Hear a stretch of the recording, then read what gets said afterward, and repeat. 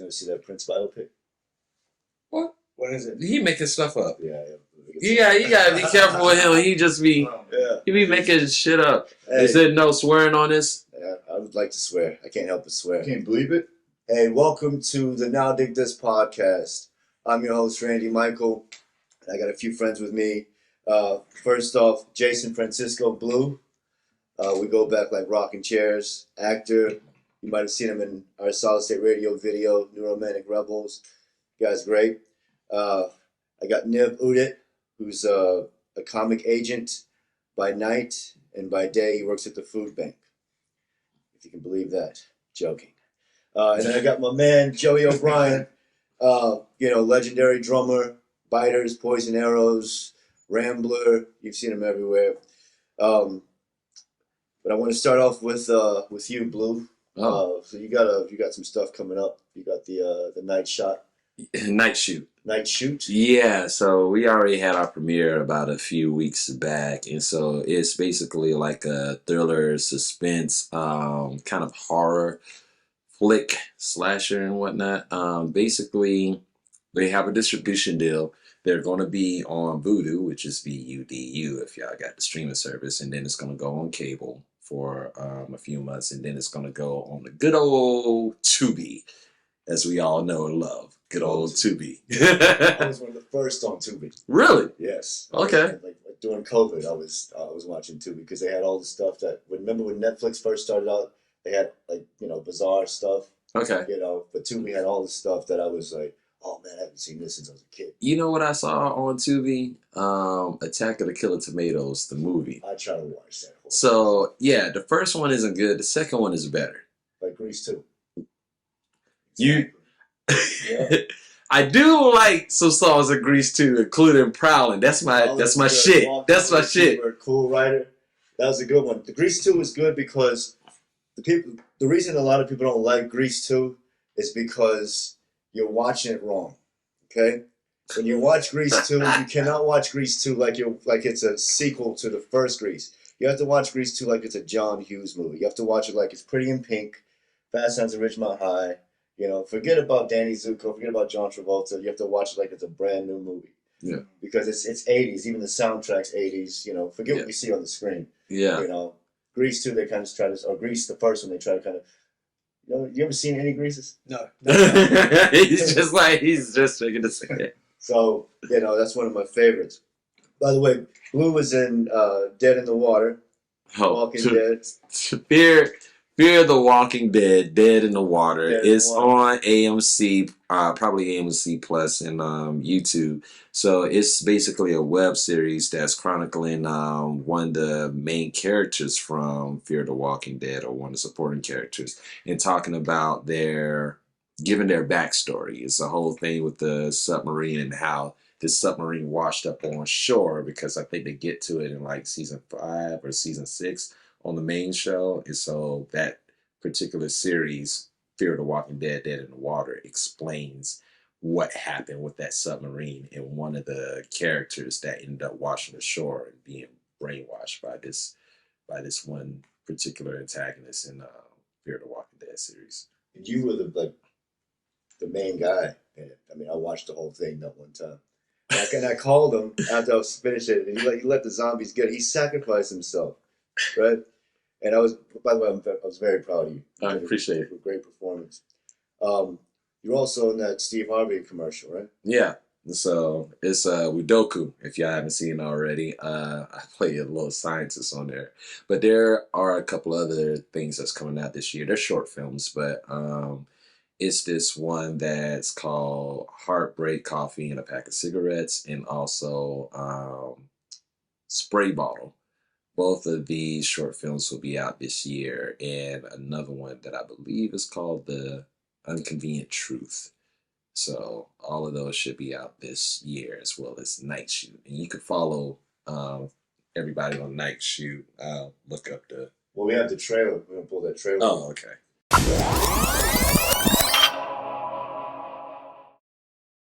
And I was out in the woods with my friends, and I was filming, and God. This is how our film began, guys. One man, one camera, shooting real people Hey, do you have your camera with you? Gonna make a movie about the scary old homeless, roughing it. Just want to tell your story, whatever that may be. Yeah, you're not the first kids to wander through here with cameras. Haven't seen many come in this far. You gotta be careful. I mean, I can really run, you know, fast. Go that way, something ain't right. Down there, she was busted out by her hillbilly brother. I don't like that. We are not here to get you back on your feet. No! Don't take my picture! Zach, stop! This is my home. We're free here. 10, 9, 8, 7, 6, 5. That. No peeking. I think that we make this as dark and ominous as we possibly can. Oh, that's really weird. But there's something scary about every story that is great. We will melt faces at every film festival that we go to. 4, 3, 2,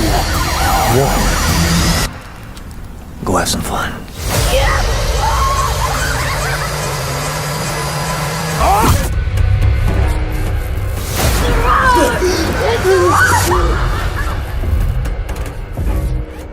Now, will taking my class actually get you to Hollywood? Actually, yes. As we've seen, it very well could. Nice. Pretty good. There you I go. got a couple of questions. Was that Andy Dick at the end? Something like that. I got a couple of questions. So, you play a policeman? Mm-hmm. So what's with these movies like, okay, where the cop has no jurisdiction in the woods, right? So he's the one cop that's just in the woods, just so if something happens, what? Like, backup's going to take 45 minutes to get there? So I can't really say because then it'll spoil the film. Gotcha. Yeah. Okay. So y'all just have to go. There's a reason for everything, so you just have to watch the film. One more question. Okay. How do I you thought get you the- said you had a few, but okay, that's two. How do they get the electricity? Like the guys that are making the movie Mm-hmm. in the movie, right? Mm-hmm. So we're gonna go in the woods. What if my battery dies? Mm-hmm. No electricity. I can't charge nothing up. So we're just gonna go there for 2 days and just what? So once again, you have to watch the movie. But at the same time, people that you gotta think about when people do film in the woods, and especially if they don't have a big crew, then they have to have batteries that's charged because they know what they're getting into. So if you do your due diligence, then you have your battery that's already charged for your camera, and you have like some more batteries with you for when that runs out for whatever time. It's just how prepared you come to a shoot. So if you know you're going to be in the woods for a couple of days, you probably are prepared for that by having the batteries. So yeah, This man has all the answers. I'll try. Yeah. But Explain Nightmare on Elm Street 6 then. I'm joking. yeah, I won't because I don't think I saw that one. But I do want to give the IG and the website. So you could follow the movie where they will give more updates and stuff about streaming services and distribution and all that kind of stuff. On IG, it's Night Shoot, NIGHTSHOOT _ movie, MOVIE on IG. And then the website is, I need to take these shades off and actually put my glasses on. Yeah, I'm struggling right here. It's www.nightshootfilm.com. There you go. Glasses in my shoes. You guys used to listen to Jerky Boys? Nobody listen to Jerky Boys? That was you. My glasses in my shoes, so I have them. Speaking of movies, I want to just jump right into this. And this is for Nive and Blue. Man in the Mirror. Flex. The MJ biopic. Explain this. What do you mean explain it? You guys are huge Michael Jackson fans. I haven't seen the other biopic. I didn't. Max, pull that picture up. Is it fairly recent? No, this came out in the 90s. Now explain this. So that's Flex, the comedian. She's handsome. She's handsome. So, like you want me to explain that, even though I had nothing to do with that. and I never watched it because it I was watched like the whole thing last night. that was your fault. It was horrendous. You did that to yourself. Okay. There's a new Michael Jackson biopic coming out. Yeah. And I got to say, you know, I'm a huge Jackson 5 fan. I got to stop at Off the Wall, you know. I have my reasons. We all have our reasons. But my favorite one that he does is Leaving Neverland. That was a good documentary. Oh, shush. You know? Stop. I know Niv might not agree with me, but I don't agree with you either. Respectfully disagree. I'm not a fan of Wade Robson myself. Yay, there we go. Let the dead stay dead. They're not here to defend themselves. Mhm. MJ, we appreciate him, his legacy and his music too. Hey, Mm, to MJ. mm, mm, That's all. Mhm. We just cheered to that. mhm. what's your favorite Michael Jackson record, Niv? You're going to hate me when I say this. Remember I was playing for you in the car and you said I was singing gospel. Yes. Special memories. You could be considered like Michael Jackson's Kid A or something, but I love Bad. Yeah. That was a great record. That is, I mean, Quincy Jones should throw himself off the roof for that. That was a terrible record. Disagree. You disagree? Okay, so what do you think people thought? And you're a little bit older than me, right? Yeah, So when just a little bit. you don't see. Okay, so Michael Jackson Thriller comes out in '82, right? Mhm. Then he does the Victory Tour with his brothers. Yeah. Then you don't see him for like a year and a half, 2 years, and all of a sudden he's the bad Michael Jackson. You Yeah. understand what I'm saying? Yeah. So did people think back then, oh shit, this is just Michael Jackson? It's cool. I was like, what happened? Okay, so you had asked me that before, Exactly. and it's nothing I can say to that because I was a child. Me too, that's what I was thinking. Yeah, so I was a child too. At one point in time, I thought Michael Jackson was a woman, just like Michael Jackson and anybody that was in a hair metal band, because they had long hair, and I was a child, and I was just like, they got long hair. It's a woman, you know. So that you was could be easily tricked. when I was a child, and then it was like, oh yeah, okay, they just have long hair, so they're men. I think I didn't like the production on Bad. Now I like a couple of songs on Thriller. You know, I'm gonna have to admit that a couple of songs, right? That's the McCartney stuff. Off the Wall, the Rod Templeton stuff. I love that. I'm a Jackson 5 guy. You know, the sound, the anything that the corporation did. You know, those first 3 records are flawless. Maybe Tomorrow's flawless album. But my favorite stuff they did was the Jacksons, the first Jacksons record that Okay, with Yellow and Huff did. yeah, Enjoy Yourself's Yellow. on there. Enjoy Yourself. Enjoy. Show you the way to That's go. a good song. That is a good song. That's a good song. I Let love me that. show you. Let me show you the way to go. Yeah, that's On probably my me. favorite era, the Gamble and Huff stuff. What about you, Joe? What's your favorite Michael Jackson? Oh, I like Off the Wall. Off the Wall is good. You didn't ask me. I'm getting around. Oh, okay, just getting around to, you know. So you're next. Okay. What is it? Let me take a guess. Dangerous. No. Now, which record or which song? Record. Record. It might be Bad. I'll drink to that. So explain that snare drum sound that they use in Bad. Explain like this production overall. It's just like too many noises. It's like a Yes, right? Like all of the Lonely Heart. You know, Yes. Oh yeah. Well, So when they get into that bridge, they just start making all those noises. well, you got to think about it. It's the times. It's the times that's changing. There was a lot of music that was using those kind of sounds and stuff. You just said it with the band Yes. So But I didn't like when Yes did it. yeah, that's opinion. That's fine if you didn't like it. But it was just a sign of the times. The times are changing and the sound was changing and stuff. So I'm not a fan of Bad or Dangerous. you don't like Dirty Diana? This is Niv's. That's Niv's holy Bible. That song. Lots of memories. Yeah. But Randy, I wanted to ask you, because as a producer, you're very big into that 60s sort of aesthetic. You're mentioning specifically like production quality and the ambient method of how they used to record.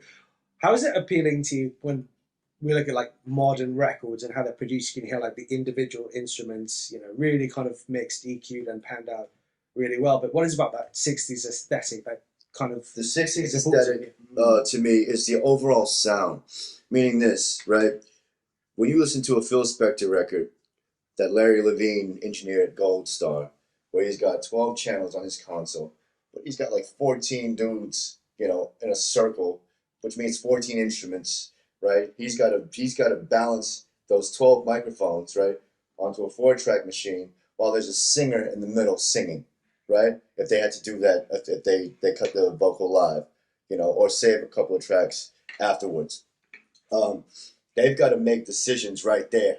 There's no, let me fix this later. There's no going back. There's no, like, I can't hear the guitar. It's like, oh, what is important to the song? Okay, who's the star of the song? Is it the piano? Instrumentally. Instrumental. Is it the piano? Is it the saxophone? Is it the rhythm guitar? Is it the bass player? Obviously, the singer will be the star of the song, just like a movie. The producer's the director. The singer is the star, or the artist is the star. The songs are the scenes of that movie, right?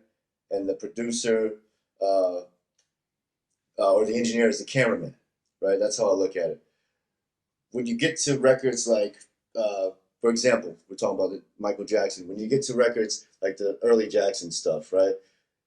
They didn't use amps, so everything went to a direct box straight into the console. So they had limitations, right? And when you have limitations, your product is better because you're forced to make a decision, right? There's no going back and let me mix this later. Let me fix this in a minute. That's the song. You know what I'm saying? That's the record, you know? Beatles, Nowhere Man. If you listen to it in headphones, like I was telling Joey, you can hear you lose the acoustic guitar once George Harrison's lead guitar solo comes in, right? Because they don't have enough tracks. So now, once his guitar solo's over, then you hear that acoustic back again because, you know, they had to make those decisions. So I like that because there's a human quality to it, and somebody's actually thinking, you know, where it's like, okay, yeah, go do this. I'll comp it later, and you know, that's my thing. I would also say like I don't know I can't say the word. I don't know all the stuff that goes along with all that. I'm not as knowledgeable as Randy is about all that, but I know like for those productions in the past, that's also how you get those happy accidents on track, like on Gimme Shelter, and you hear the woman's voice crack. Yeah, exactly. You know, but that's part of that song, that sound and everything, and it's a thing that everybody remembers, right? You know, so it stands out. Whereas nowadays they would say like, oh, let's go back, let's fix that. Don't worry about it, we'll fix it in post. Yeah. So, and you take out something that gives that song personality. Exactly. That's what that word I was looking for. Personality. That's exactly. So you just answered your question, bro. Yeah, well, you said I had the answers. Yeah, you got all the answers. Well, that's a nice sip of timing too, by the way. Nice sip of time. You hit on like a really interesting topic. This topic of the more limited you are as far as like options, the more productive you are. In general, it's a great like Stoic philosophy. I think your colleague Jack White used to say, yeah, less pedals you have, less gear, you're actually going to be more productive. Do you guys find that as musicians, like more options you have, more tones, more gear, there's less opportunity moving forward as far as like decision making? Whereas, let's say you recently kind of lost access to some your computer stuff, and now that you're forced to put my business out in the street, man. See, I don't want anybody knowing I lost my computer stuff. Right. Yeah, sorry, go ahead. Okay, so now that you're kind of back to a very basic setup, do you find so you've just created a new track with minimalistic elements, and you're way more productive. You knocked it out in like an hour, and it sounded epic. I mean, can you talk about that? Yeah. I think you're right saying that all the options will kind of it'll set you back, and it's not all the options that you have.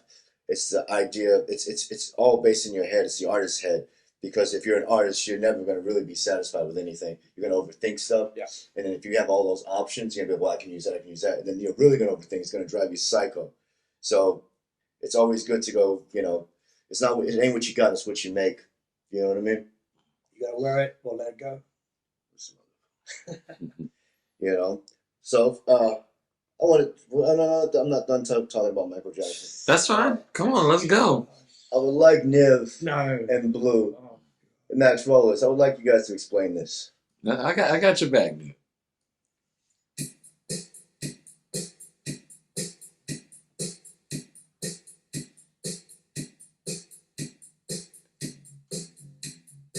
Not Gary Coleman, right? No, Webster. Oh.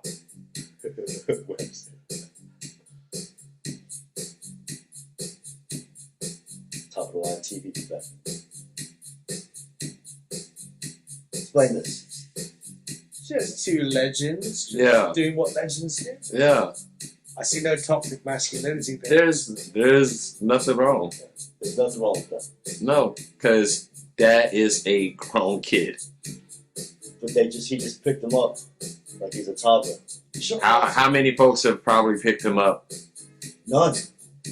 How you know that? Because I only seen Michael Jackson do it. Yeah, because you just seen him do it. You don't know how many other folks have picked him up. Not holding him like this. Oh gosh, you're trying to make something out of nothing. No. And there's no. Here's the thing. And I've talked to you about this too, Blue.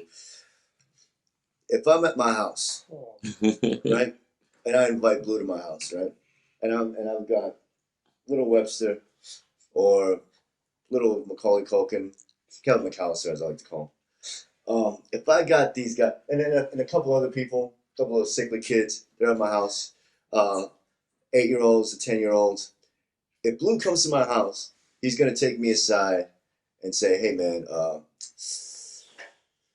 I don't know. You should be having these little kids around here, but this is what happens when you got a bunch of yes men around. They don't tell you that you're doing something wrong." So I would like you to explain that a little bit. You just said it. He's got a lot of yes men around him. But that's no excuse. You say that it's no excuse and stuff, but some people are not strong enough to necessarily say no to everything that's being fed into them. They've always said that he's had the wrong type of people around him, like supporting him. Kind of like how Dave Chappelle knew that the people that were getting into his brain saying like, "You're the greatest comedian of all time." And for him, it was like, I know that's not true. I need to take a step away from this. Not everybody takes a step away from, whatever it is, And also, I feel like with everything with MJ, he just has a big target painted on his back. Yeah.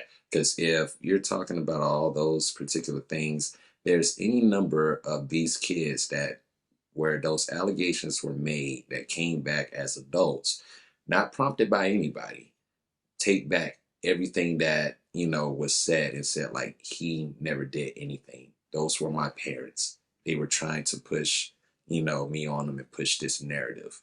He had a lot of bad people in his life to paint this picture, in the media as well. And so it's a thing. I'll drink to that. Have you ever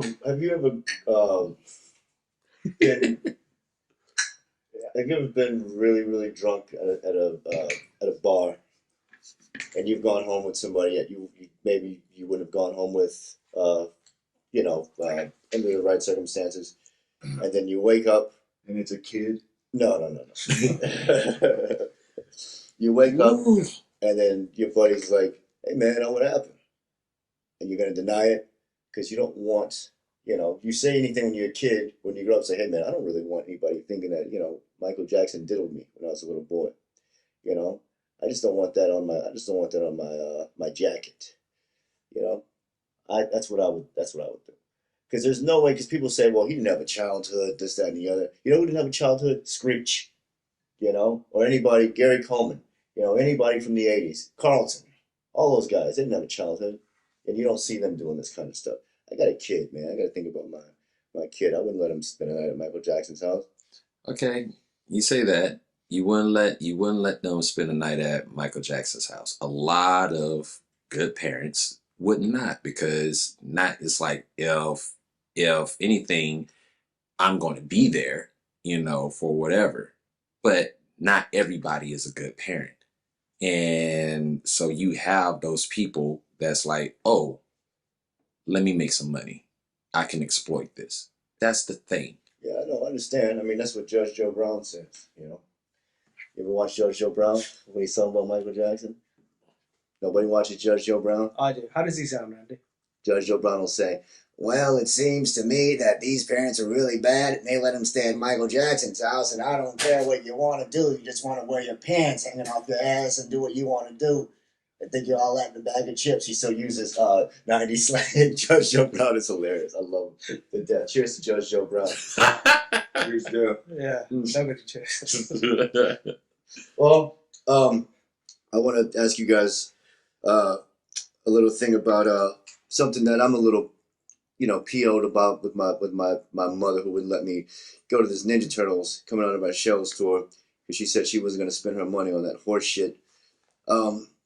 So I had to wait till the hype died down about, 34 years later? Did you guys ever go see this when you were a kid?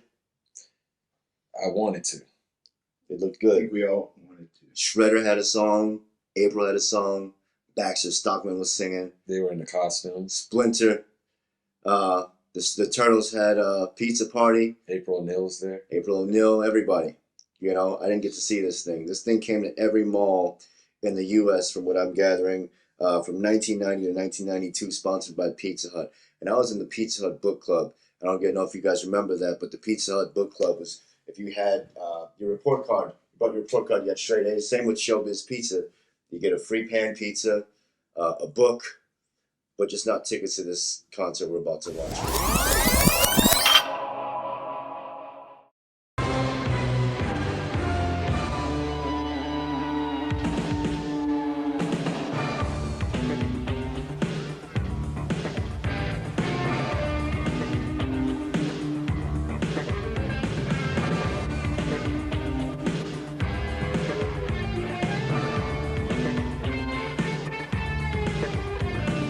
Growing up in a glass bowl with chameleons, lizards, and tadpoles, it hardly enters your mind that there's something better than this. Let us sleep in a carrot, maybe a seed from the parrot. Believe me when I tell you the word gourmet just don't exist. But pizza power, a flying saucer food delight. Pizza power, oh, that's what makes us feel alright.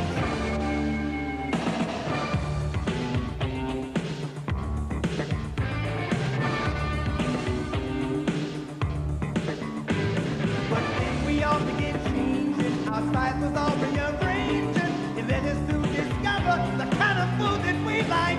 Come around. It isn't burgers or french fries that work for turtles of our size. Ice cream cake or apple pie, they don't even pass the test, dude. But pizza power is the thing that keeps us going.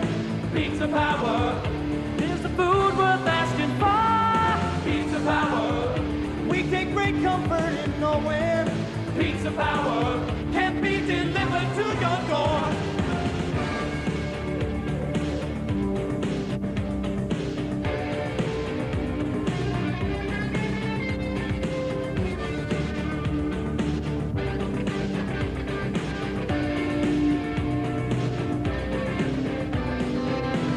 Okay, come on, clap with me.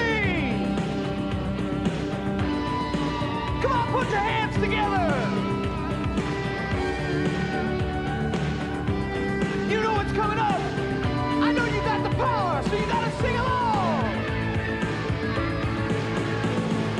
Pizza power makes the turtles' bells start ringing. Pizza power, come on, let me hear you. Pizza power is the reason we are singing. Pizza power, eat it any time of day. Pizza power, when it comes to food, that's what we say. Pizza power, come on, say. Pizza power, always better the next day. Pizza power, pizza power makes us feel alright. Pizza power makes us feel alright. These guys do a concert. He takes his head off and be like, "Hey, baby, you see me out there? I was down to tell him. What do you think? What's up? You want to go to drink? What do you think?" What's the question? The question is, do you think these guys had groupies? Hell yeah. Yeah. Based on the the Turtles, like based on these concerts? Oh, that's a good question. You see what I'm saying? Like, what does your boyfriend Dan do? Oh, he's Donatello in the coming out of our shows tour. They should have groupies. That's it. You know, there's gonna be a lot of families coming out to this. So those single moms, they got the single moms on lock. Yeah. I wish I could have gone to see that. I mean, I know it's horrendous, but yeah, you know. Did you hear that story that's happened in real life where there's this one guy, because of nostalgia, he put like a Kickstarter for like, if this reaches $1 million, we'll actually get Vanilla Ice and the Ninja Turtles to throw a party and do like Go Ninja, Go, like on repeat. It actually happened about 10 years ago. No, really? Six Flags? Not the States. Yeah, no, absolutely States. Yeah, full pizza party and everything. Full pizza party. They've got those life-size Ninja Turtle action figures now that I want to get. I was a huge Turtle fan. We were going to split one. Yeah, we were. I was a huge fan. I still would like to dress up as a turtle for like Halloween and have a whole group to go. I had the bedspread, I had the birthday cake, I had the wallpaper. Every time they came up with those toys, remember they had the baseball turtles, the basketball turtles. Yeah. You know, I still got the bedspread. You do? I had the turtle van and the turtle blimp. I never had the accessories. I never had like the. I've always had the action figures. I remember my favorite one was the movie star turtle. Yeah, the movie style. Yeah. Who's your favorite turtle? Raphael. Why? Michelangelo. I see the similarity. Yeah. Well, not fighting crime with Casey Jones, but no, he was my favorite turtle. He's always been my favorite turtle. Now, let me ask you guys this: the movies. First one, incredible. Yeah.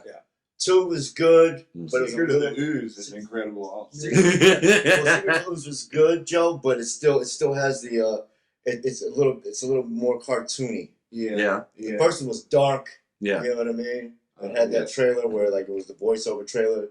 The Shredder looked like you were afraid of the Shredder. Yeah. You know. 2, that's not so. You call this in this here family? Yeah. My Master Yoshi's first rule was. Yeah.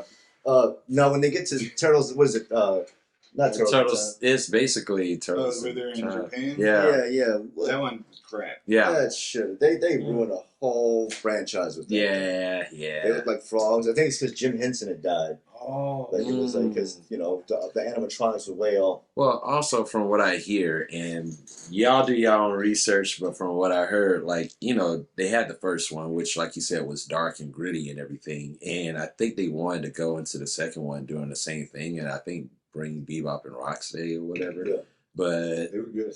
But I think they wanted to lighten it up. It was studios or something wanted to line it up. It's like first one's too dark, Oh yeah, the parents probably complained. Yeah, and so that's how you ended up getting, the lighter version, and then they just really went and lightened it up with the last one, Turtles 3. With the Toka and Razor. Yeah. Were those characters supposed to be Bebop and Rocksteady? I just couldn't get the rights. Something like that.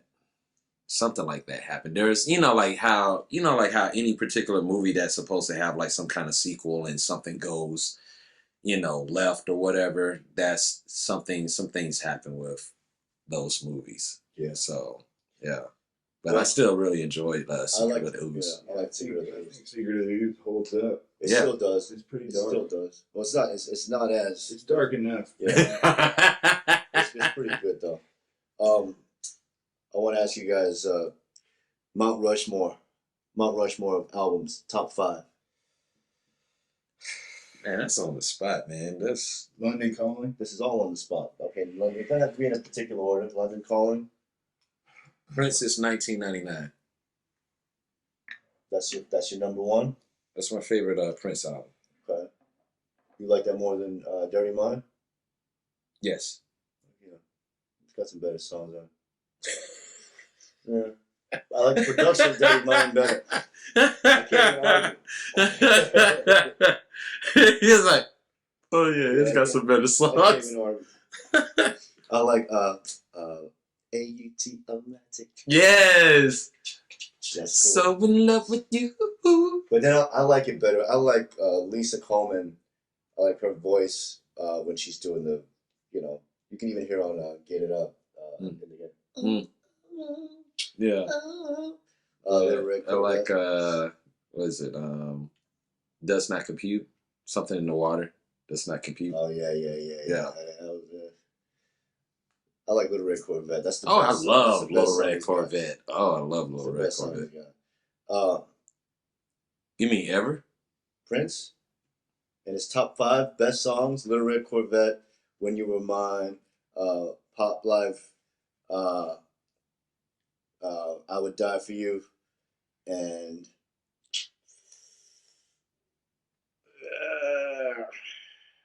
I would probably have to go with. I'm not gonna say 1999. I can't deal with that song. I'd have to go with what's the fucking tune on the Shaka Khan covered it. Oh, Feel For You. Yeah, Feel For You. Yeah. That's cool. I like that stuff. Okay. I'll go with my top 5 Mount Rushmore. Number 1 would have to be. Yeah, you started off. Yeah, I'll start it off. Why not? Number 1 would have to be The Rise and Fall of Ziggy Stardust and the Spiders from Mars. Number 2, I'm going to go with Greetings from Asbury Park. Jailbreak. Highway 61 Revisited. And then I think I gotta go with Marty Robbins' Gunfighter Ballads and Trail Songs.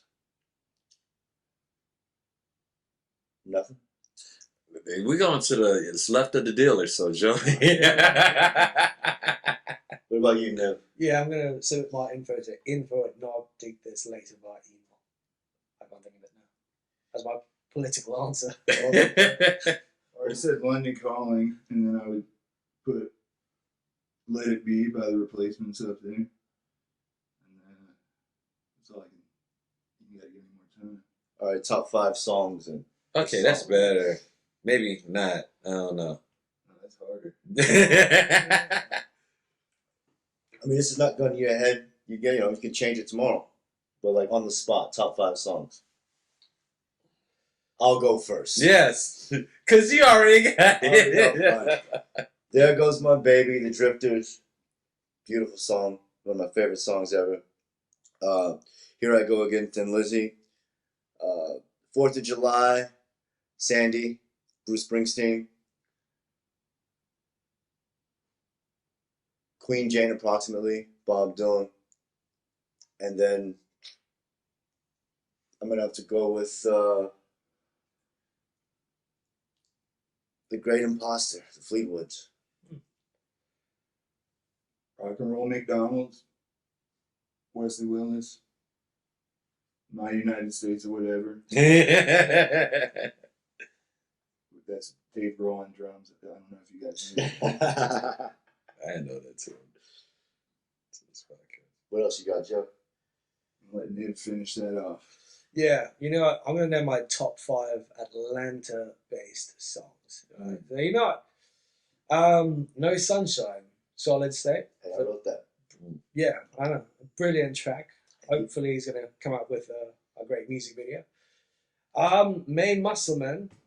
I'm not just saying because of your hair. I was actually listening to it in the other car. And I love the fact that you got it listed in top drums. You got cannons playing cannons. Yeah. Main Muscle's like a great track. I mean, everything about Rambler, man. You guys put on a hell of a show. Great frontman, great musicians, really good. Heartbreaker by why is it not coming? Jeremy's band. Radio Ruse. Yeah, sorry. What a good, talented group of musicians, especially that Rob fella. What a Renaissance guy. Massive 45, Found a Gun. It's a good track as well. The 5th one. What award are you trying to win? You're trying to win some Atlanta. I'm looking for Clyde's as well. Yeah. Yeah, 5th one. I'll go with that band called Spores. I think it's Everyday Sounds that's there. I'm mistaken, but good lads. Atlanta's got a great scene, and you guys are fortunate to be a part of it. Yeah, that's All right, so I'm gonna do what Niv did. I'm gonna switch it up. I'm gonna say I'm gonna give my top 5 Prince songs in no particular order. Okay. We got Little Red Corvette. We got Kiss, Raspberry Beret. I got love for that. When You Were Mine, I do play that on the guitar a lot. Wait. Let's switch this back up. Let's take Raspberry Beret off. We're gonna do I Want to Be Your Lover. I love that song. Yeah. And one that's not on any particular album, it was one of the ones that didn't make it to Purple Rain. So look it up. It's We Can Fuck. It's fantastic. I never heard that one. Huh? I wonder why that didn't make I want to say this about I Want to Be Your Lover. And correct me if I'm wrong, I think he was coming off the back end of To Be Real. Want you down, To Be Real. And then Best of My Love. Whoa, you got the same bass line. I've got no money. Just add a couple of notes. Okay. It's just the shower theory. I don't believe any of this stuff I'm saying. This is just stuff that I think about. It's free thinking. Having said that, if you guys got anything else to promote, you got anything coming up, Joe? What do we got coming up? Rocker Mountain Ripper. Is that what it's called? Solid State Play. The Colorado thing? Yeah, Colorado. Fest in Colorado with a bunch of good rock and roll bands coming up. Band Ramblers got a full length coming out soon on Spaghetti Town Records. Band I'm in called Shock Minds. Me and Josh Jam just recorded 10 tracks with gentleman Jesse. I think that's all I got right now. Yeah, that festival in Colorado, that's April 18th, 19th, and 20th. Yep. Yeah, that should be good. You might see me there. You'll see Joey there. You'll see Randy there. You'll see me there. Yeah. What about you, Niv? Yeah, really excited. This comic I'm working with Ahmed got a big special coming out. It Only Takes One of Us from a sold out, beautiful audience in Egypt. It's going to be coming soon. Lots of really fun animations. Also, for the Atlanta music scene, we've got exciting new booking agency coming in the next 6 months to a year. So helping you guys with merch, bookings, the whole shebang. What are they called? What's it called? Forthcoming. That's the name of it? No, the name is Forthcoming. Who's on first? Is it Albert Costello? No, Solid today. We talked about this. This is festival? Oh, when did a festival come into this? I don't know. Yeah, so tell us. You haven't explained it very well. No, We're doing merch, bookings, and other stuff. Yeah. Right, we started with Solid State. Yes. Moving on to others as well. Right. Do you like your merch store, Randy? I do, but what's the name of the company? We're working on that. No. Sorry. Oh, it's not called Forthcoming. No. I thought it was called Forthcoming too. No. That went very meta. The name of the actual group, because we got to do like trademarks and stuff. To be determined. Yes. Yeah. Yes. Yeah.